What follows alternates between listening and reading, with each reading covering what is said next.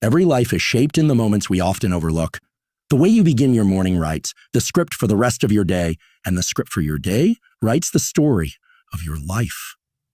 Too many drift into their mornings as though it were ordinary, as though it were something to stumble through half awake, grabbing at noise and distraction before they have even lifted their eyes to the light. The very first and most powerful signal your brain and body receive each day is not from your phone, not from the taste of coffee, and not even from food. It is from light. Within the first moments after waking, your nervous system is scanning the environment, asking a single question. Is it day or is it night? The answer to that question determines the rhythm of your hormones, the level of your alertness, and the energy you will carry for the rest of the day. When sunlight enters your eyes in the morning, it does more than help you see. It sends a surge of electrical signals from the retina deep into the hypothalamus, the control center of your brain that regulates cortisol, dopamine, and melatonin. Under melatonin, that burst of light rich in photons flips on the switches that tell every cell in your body, it is time to wake up. It is time to move forward. It is time to live. There is a divine order to this design. You were created to rise with the light, to let your biology synchronize with the heavens. When you step outside and let the morning sun touch your eyes and skin, you are aligning your inner clock with the Creator's clock. Cortisol, often demonized as a stress hormone, is actually your ally here. Released at the right time, it sharpens your mind, fuels your drive, and sets the stage for alertness. Without this natural morning spike, you stumble through your day foggy, searching for energy and artificial stimulants that can never match what God already placed in the rhythm of creation. Many people miss this because they trade sunlight for screen light. They scroll through their phones under the glow of artificial bulbs, never realizing that the wavelength of morning sunlight carries a unique code that screens cannot reproduce. Your brain knows the difference. Artificial light whispers a lie, but sunlight speaks the truth. And the truth is what resets your circadian rhythm, primes your metabolism, balances your mood, and even dictates the timing of your sleep that night. If you miss the morning light, you miss the anchor that holds the rest of your day in order.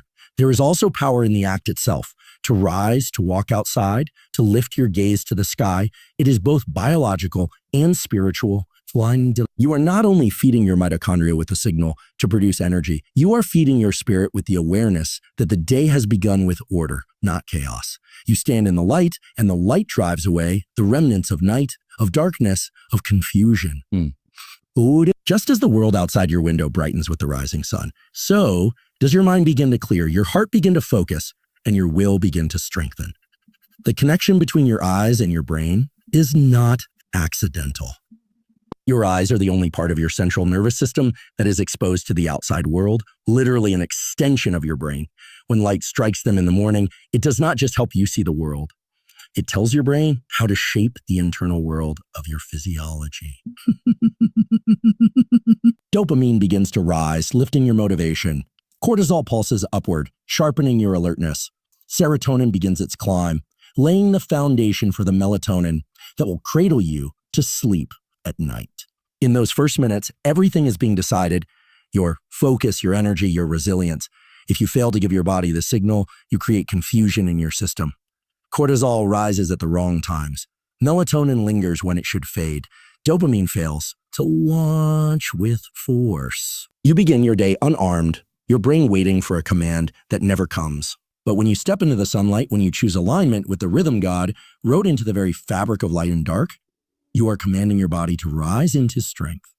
You are declaring with your actions that you are awake, alert, and aligned with the order of creation. The morning light becomes both your shield and your sword, a natural gift with supernatural timing given to set you free from the fog of disorder and prepare you for the battles of the day. When you open your eyes each morning, your body is not starting at full power. Through the night, as you sleep, your cells are repairing, detoxifying, and restoring. But in that process, your body also loses water through your breath, through sweat, through the simple work of keeping you alive. By the time you rise, you are in a state of dehydration, even if you do not feel thirsty. And dehydration is not just a matter of dry lips or a parched throat. It is a direct signal to your brain that you are in deficit. Even a small drop in hydration can trigger fatigue, confusion, headaches, and a slower ability to focus. If you want clarity of thought, if you want strength of spirit, if you want discipline that lasts the entire day, you must begin with water. Water is not merely a drink. It is the foundation of life itself. Every nerve impulse in your brain, every contraction of your muscles, every heartbeat that pumps blood through your veins is dependent on water and the minerals that carry electrical charge. Sodium, potassium, magnesium, these are not optional extras. They are the spark plugs that keep your system firing. Without them, your body is like a lamp with no current, a machine without oil, a temple without the fire of life burning inside. Rehydration in the morning is not just replenishing fluid, it is reigniting the electrical power of your being. Consider the symbolism written into this act. The scriptures speak of living water, of streams that restore the soul, of rivers that flow from the throne of God. When you drink deeply at the beginning of the day, you are participating in that same rhythm of renewal. The body thirsts and the soul understands thirst. To quench that thirst is to acknowledge dependence, to receive what is given freely, and to prepare to give out strength throughout the day. Throughout the day. Too often, people wake and reach first for caffeine, pouring a stimulant into a dehydrated system, confusing the signals of their nervous system. Coffee, taken too early, may give a flash of alertness, but it compounds the dehydration and robs the body of balance. The wiser path is to begin with water, with minerals, with what creation itself provides, so that when caffeine later enters, it partners with a strong system instead of patching a weak one. Morning hydration stabilizes blood pressure, sharpens brain function, and lifts mood. It gives the liver and kidneys the signal to cleanse. It awakens digestion and metabolism. It primes muscles for movement and endurance. The very act of raising water to your lips and drinking deeply is an act of preparation. It is as if you are filling the vessel so that it can carry more, endure more, accomplish more. The body, once depleted, now hums with the quiet strength that comes from being replenished at the cellular level. Think of it this way. You are not simply drinking water. You are commanding energy. Each sip sends life into the bloodstream. Each swallow restores equilibrium to the nervous system. As the water spreads, it tells every organ, every cell, every fiber of your being. You are ready, you are nourished, you are steady. This is not a suggestion. It is a reset. Just as the morning light signals to your eyes that the day has begun, the morning water signals to your body that it has the strength to rise. When you combine hydration with electrolytes, you magnify this effect. A pinch of salt, a sprinkle of magnesium, a balance of potassium. These small details carry profound power. They transform water from a passive drink into an active current, charging your system with vitality. It is like turning a key in the ignition, hearing the engine roar to life, and knowing that you are prepared to drive forward with force. The body is no longer wandering in the fog of sleep. It is anchored, hydrated, and awake. Movement in the morning is more than exercise. It is ignition. When you rise from sleep, your body and brain are in a transitional state, shifting from restoration to activation. Blood has been pooling, muscles have been still, the nervous system has been cycling through rhythms of rest. If you remain sedentary too long after waking, your body lingers in that half-alive state. But when you move, when you stretch, when you walk, when you train, you send a command through your entire system. Rise up, strengthen, prepare. Movement is the language the body speaks to awaken the mind. This is why even a few minutes of intentional motion can transform your entire day. As your muscles contract, they release molecules called myokines, chemical messengers that travel to your brain and sharpen focus, elevate mood, and ignite drive. Your blood flow increases, delivering oxygen and nutrients to tissues that are crying out for renewal. Your heart rate quickens, teaching your cardiovascular system to find rhythm. Even your bones receive the signal, strengthening themselves against the weight of resistance. With each repetition, each step, each stretch, your body is declaring that it is not in retreat. In retreat, it is advancing. But this is not only biological, it is deeply spiritual. Scripture often speaks of the body as a temple, and movement is the cleansing fire that keeps that temple strong. To move in the morning is to honor the body you were given, to shake off the dust of slumber, and to present yourself as ready for the work ahead. You are not meant to drag yourself through the day half awake. You are meant to stride into it with power, with agility, with the confidence that comes from feeling strength within your own frame. Movement is discipline made visible, focus made physical, drive translated into action. Think of how easily the enemy of your soul works through stagnation. A body that does not move becomes heavy, sluggish, prone to weakness. A mind that does not feel the energy of the body soon falls into apathy, distraction, despair. But when you move, you break that pattern. You elevate heart rate, you trigger dopamine release, you set the stage for resist. You remind yourself that you are alive and capable, not a passive victim of the day's demands. The form of movement is less important than the act itself. Some may rise and walk in the quiet of dawn, letting each step anchor their thoughts. Others may stretch, awakening the joints and muscles with gentle flow. Still others may train with intensity, lifting, pushing, sweating until their entire being is charged with purpose. What matters is not how you move, but that you move, that you refuse to let the inertia of sleep dictate the rhythm of your day. Morning movement also has a profound effect on the brain. As your muscles contract, your body generates heat, and that rise in temperature acts as a signal, telling your nervous system that it is time to focus, time to pay attention. It's a key. Bloodstream, lifting your mood. Neurochemicals like norepinephrine surge, sharpening concentration and increasing vigilance.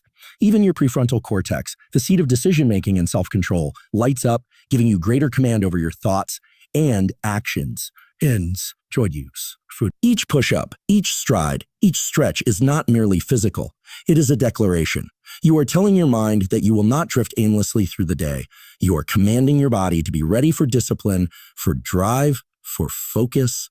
You are aligning your biology with your purpose, taking what could have been a sluggish, distracted morning and turning it into the launch pad for achievement. In movement, you are not training muscles. You are training resolve. You are teaching yourself that every day begins not with weakness, but with strength. Cold exposure in the morning is not about discomfort for its own sake. It is about commanding the nervous system to rise to a higher standard on. When your body meets cold water, every nerve ending comes alive, every breath deepens, every fiber of your being is jolted into presence. It is a shock, but it is also a reset. The mind, often clouded by the residue of sleep or the weight of anxiety, suddenly clears. The body, sluggish and hesitant, suddenly engages. You are reminded in that instant that you are not fragile. You are resilient, adaptable, built to endure. The cold is a teacher. It strips away illusions of comfort and demands that you meet reality head-on. Aumento. In the moment when the icy water touches your skin, your instinct may be to flee, to resist, to gasp for escape. But when you steady your breath and choose resolve over retreat, you train more than your body. You train your spirit. You discover that fear can be confronted, that discomfort can be embraced, that the very thing that seems unbearable can become the forge where strength is made. This is not merely psychological. It is deeply physiological. Cold exposure triggers a release of dopamine, not in a fleeting surge, but in a sustained elevation that lasts for hours. It sharpens focus, heightens mood, and fuels drive long after you step away from the cold. Your body, in meeting stress voluntarily, learns to master stress involuntarily. The nervous system recalibrates. Blood vessels constrict and expand, circulation strengthens, inflammation decreases, and resilience is written into the very fibers of your being. Each immersion, each deliberate encounter with cold is like a rehearsal for the battles of the day. But more than biology, there is symbolism here. The waters of the world have always represented cleansing, renewal, baptism. To step into the cold is to strip away not just the heat of the body, but the heaviness of the spirit. It is to say, I will not be ruled by comfort. I will not be enslaved by fear. I will not yield to weakness. The cold becomes a ritual of courage, a declaration that you are awake, alive, and prepared to face the unknown. Think of how easily life trains us to avoid discomfort.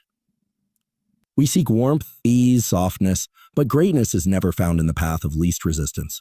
The soldiers of discipline are forged in hardship. The champions of focus are formed in resistance. The guardians of drive are those who learn that temporary pain can unlock lasting power. Cold exposure is one of the purest ways to train this truth into your very flesh. When you begin your morning with this practice, you carry its echo into every challenge you meet. The difficult conversation, the heavy workload, the temptation to quit, all of these feel smaller when you have already faced the cold and endured.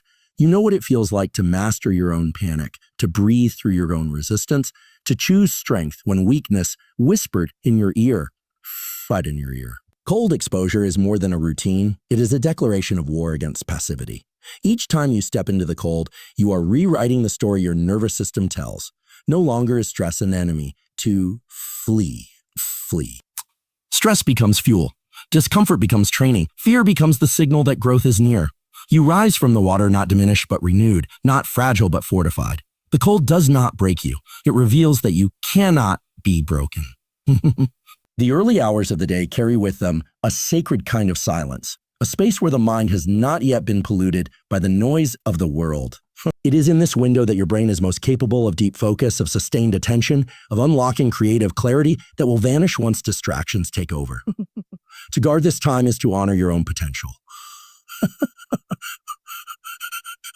To squander it is to hand over your greatest strength to things unworthy of it. The first block of focused work is not just about productivity.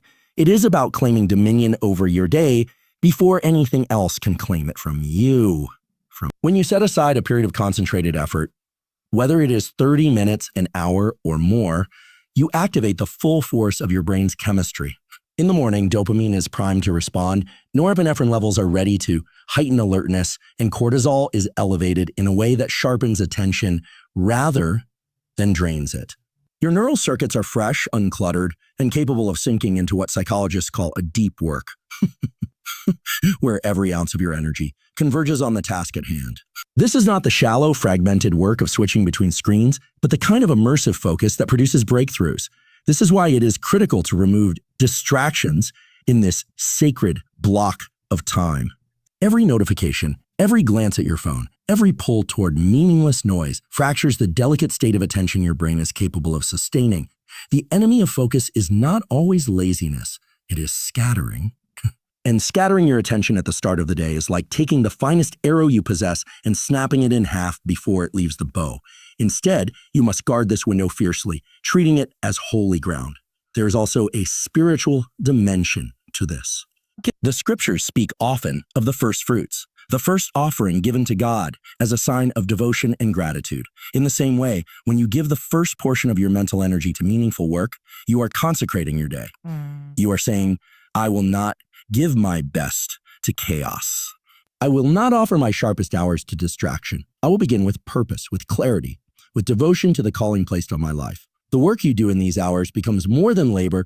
It becomes worship. And consider what happens over time when this becomes habit.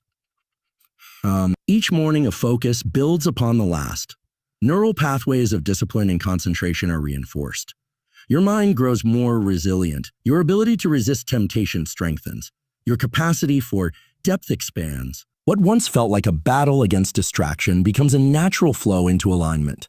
You begin to see that it is not only what you do in this time that changes you, but the fact that you protect this time at all.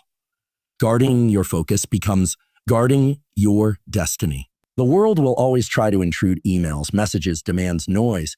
But when you begin each day by withdrawing into focus, you step into the day already anchored. You are not tossed by the currents of urgency because you have already stood on the rock of clarity. You are not reactive. You are proactive. You are not scattered. You are aligned. This is the power of the first work block.